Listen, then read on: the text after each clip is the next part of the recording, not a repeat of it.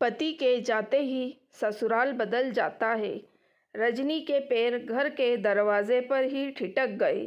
अंदर जाना चाहती थी लेकिन जा नहीं पा रही थी। आंखों से अनवरत आंसू बहे जा रहे थे। तभी पीछे से आकर भाई ने हाथ थामा। उसने पलट कर देखा तो भाई को देखते ही उसका रोना छूट गया। भाई के इशारे से उसे अंदर जाने के लिए कहा, पर उसकी हिम्मत नहीं हो रही थी। ये वही घर था जिसमें कभी वो महेश की दुल्हन बनकर आई थी और आज इस घर से महेश की अर्थी उठने वाली थी। कल रात ही महेश को साइलेंट अटैक आया था और कुछ ही क्षण में उसकी मृत्यु हो गई। रजनी उस वक्त अपनी दोनों बेटियों के साथ मायके गई हुई थी। रात को ही उसके चाचा ससुर से फ़ोन करके उसके पिता को बता दिया था। जैसे ही यह खबर वहाँ मायके पहुँची, वैसे ही मायके वाले फटाफट आधे घंटे में वहाँ से रवाना हुए। आखिर 7 घंटे का सफ़र तय कर वो लोग यहाँ पहुँचे। यहाँ लोगों का अच्छा खासा तांता लगा हुआ था। तभी बेटियाँ बिलखती हुई रजनी से लिपट गई, पर जो खुद ही होश में ना हो वो भला बच्चों को कैसे संभाले। मम्मी और भाभी ज़बरदस्ती उसे हिम्मत देती हुई अंदर लेकर गईं। उस बड़े से बरामदे में कुछ औरतें सास को घेरे बैठी हुई थीं। ननद और जेठानी भी एक तरफ बैठी रो रही थी। रजनी के आते ही रुदान और तेज़ हो गया। शायद वो लोग रजनी का ही इंतज़ार कर रहे थे। रजनी के आते ही बस 20 मिनट में महेश की अर्थी उस घर से उठी और कुछ क्षण में ही वो शख्स यहाँ से चला गया जिसके पीछे वो इस घर में थी। अपनी बेटियों को सीने से लगाए उसका रोना छूट रहा था। कहने को पूरा परिवार वहीं था, पर महेश के जाते ही ऐसा लगा जैसे सब कुछ छूट गया। कुछ ही देर में उस दिन की सभी क्रियाएं करके मायके वाले भी वहाँ से रवाना हो गए। बस रजनी की माँ वहाँ रजनी के पास रुक गई। सब एक दूसरे को हिम्मत दे रहे थे, पर रजनी को कोई हिम्मत नहीं दे रहा था। आखिर महेश की उम्र ही क्या थी, सिर्फ 40 वर्ष। सास ने जवान बेटा खोया था, उसका कलेजा मुंह को आ रहा था। बहन ने छोटे भाई को खोया था। बड़े भाई की तो जैसे हिम्मत ही चली गई थी। उसकी दोनों बेटियां उससे लिपट कर रो रही थीं और उन दोनों को चुप कराने के लिए, हिम्मत बढ़ाने के लिए कौन था? सिर्फ रजनी और उसकी माँ। आज उसे अपना ससुराल बेगाना सा लग रहा था।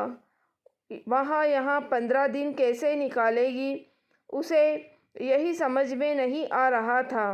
लेकिन घर में लोगों के मन में क्या चल रहा था, उसे इसका बिल्कुल अंदाज़ा भी नहीं था।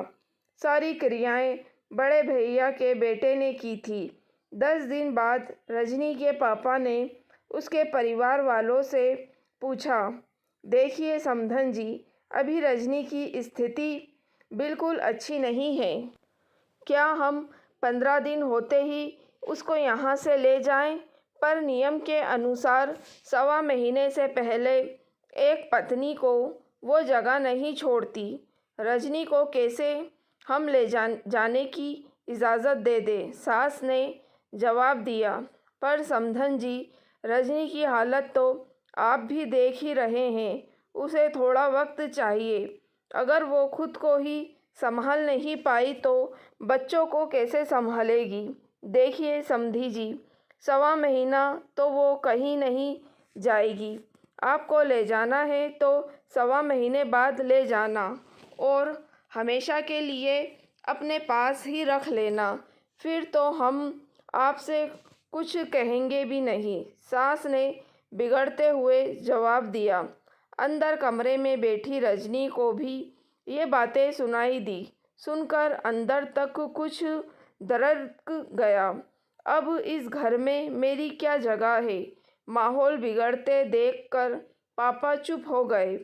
12वीं पर पगड़ी की रस्म में भी जेठ जी के बेटे को बैठने की बात हुई, लेकिन जब रजनी के मायके वाले को पता चला तो वो लोग अड़ गए, क्योंकि पहले भी महेश की अपने बड़े भाई से झड़प हो चुकी थी। जब बड़े भाई ने यह कहकर उसे दुत्कारा था कि तेरी तो बेटियां हैं, प्रॉपर्टी में तुझे क्या हिस्सा मिलेगा, ये सब जानते हुए पहली बार रजनी के मायके वाले जिद पर अड़े आ गए थे।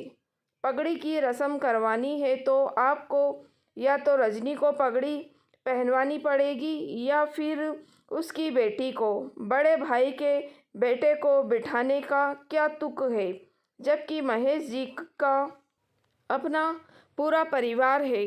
हमारे यहाँ औरतों को पगड़ी नहीं बनती, जेठ जी ने कहा। जो नहीं होता है वो अब होगा। रजनी का हक हम किसी को लेने नहीं देंगे। आखिर रजनी के परिवार को रजनी को ही संभालना है, पर वह तो इस हालत में ही नहीं है। और ऊपर से उसकी बेटियां ही तो हैं, वो तो शादी करके कल को ससुराल चली जाएंगी, जबकि पगड़ी एक जिम्मेदारी होती है। कोई बात नहीं, हम उसे सहारा देकर बिठा लेंगे, पर कभी ना कभी तो होश में आएगी। और सही कहा आपने, पगड़ी एक जिम्मेदारी है, उनके परिवार की जिम्मेदारी रजनी ही उठाएगी। आखिर मायके वालों की जिद के कारण पगड़ी रजनी को बांधी गई। बाद में पापा ने दादी सास से रजनी को ले जाने के बारे में बात की। ये पहली बार था जब पापा ने दादी सास से पूछा था। आखिर दादी सास ने कहा। तब जाकर 20 दिन बाद रजनी के मायके वाले उसे मायके लेकर गए थे, लेकिन अभी कुछ दिन ही बीते थे कि जेठ जी का फ़ोन आया। हम लोग कल आ रहे हैं, रजनी को घर पर ही रखिएगा। कुछ ना कुछ तो उसके मन में पक रहा था। ये बात तो रजनी के मायके वाले समझ रहे थे, पर क्या, वो तो कल उनके आने पर ही पता चलेगा। खैर, दूसरे दिन के जेठ जी अपने चाचा जी के साथ वहाँ पहुँचे। रजनी के साथ उसके पूरे मायके वाले वहाँ मौजूद थे। चाय पानी पीने के बाद वो लोग सीधे मुद्दे पर आए। देखिए समधी जी, अब आपको तो पता ही है कि महेश इस दुनिया में नहीं रहा और रजनी की सिर्फ 2 बेटियां हैं। ऐसे में हम चाहते हैं कि रजनी इन पेपर्स पर साइन कर दे, जो हमने हमारे पूरे परिवार के सर्वसम्मति से बनवाए हैं, और माँ की भी यही इच्छा है। क्या लिखा है इन पेपर्स पर, ज़रा खुलकर बताइए, रजनी के भाई ने कहा। ये हक त्याग के पेपर्स हैं। हमारी जो पुश्तैनी ज़मीन है उस पर से रजनी को अपना हक त्याग करना पड़ेगा। बदले में हम रजनी की दोनों बेटियों की शादी की जिम्मेदारी अपने सिर पर लेते हैं। भविष्य में उन दोनों का विवाह हम धूमधाम से करवा देंगे। रही बात मकान में हिस्सेदारी की, तो इसका 1/3 हिस्सा हम रजनी को देने को तैयार है। वो वहाँ पर अपनी बेटियों के साथ आकर रहे। इसके अलावा जो महेश की सेविंग है वो रजनी के पास है, जिससे वो अपना गुजर बसर कर सकती है। ये सुनकर सबकी त्योरियां चढ़ गईं। इससे पहले कोई कुछ कहता, रजनी ने जवाब दिया, मैं कोई हक त्याग नहीं करूँगी। मेरे पति की मृत्यु के बाद उनकी प्रॉपर्टी पे हम बराबर के हिस्सेदार हैं। अगर आप लोग हिस्सा नहीं देंगे तो मैं कोर्ट के ज़रिए लूँगी, पर मैं अपनी बेटियों के भविष्य को अंधकार में नहीं छोड़ूंगी। इस प्रॉपर्टी पर मेरी बेटियों का बराबर का हक है, और माँ इन सब के लिए तैयार है तो कह दीजिएगा उनसे कि उनका बेटा गया है, पर उसकी पत्नी और 2 बेटियां अभी जिंदा हैं। रजनी के तेवर देखकर जेठ जी और चाचा ससुर से आगे कुछ कहते नहीं बना। वो लोग चुपचाप वहाँ से उठकर चले गए। आज रजनी जॉब कर रही है और अपने दोनों बेटियों को पाल रही है। उसके माता पिता ने अपनी तरफ से उसे एक फ्लैट गिफ्ट कर दिया जिसमें वो अपने दोनों बेटियों के साथ रह रही है। अभी तक प्रॉपर्टी का मैटर सॉल्व नहीं हुआ है। ससुराल वाले उस पर अभी भी दबाव बना रहे हैं कि वो अपना हक त्याग दे, पर वो अभी तक जिद पर अड़ी हुई है। अभी भी मैटर पेंडिंग ही चल रहा है। कई बार इतनी मानसिक तनाव के बाद दिल में एक हुक सी उठती है कि सब कुछ छोड़ दे, पर बेटियों को देखकर फिर हिम्मत कर खड़ी हो जाती है। दोस्तों, अगर आपको कहानी पसंद आई है तो प्लीज़ आप मेरे चैनल वॉइस ऑफ नीलोफर को सब्सक्राइब ज़रूर कीजिएगा और मेरी वीडियो को लाइक और शेयर भी ज़रूर कीजिएगा। Thank you for watching.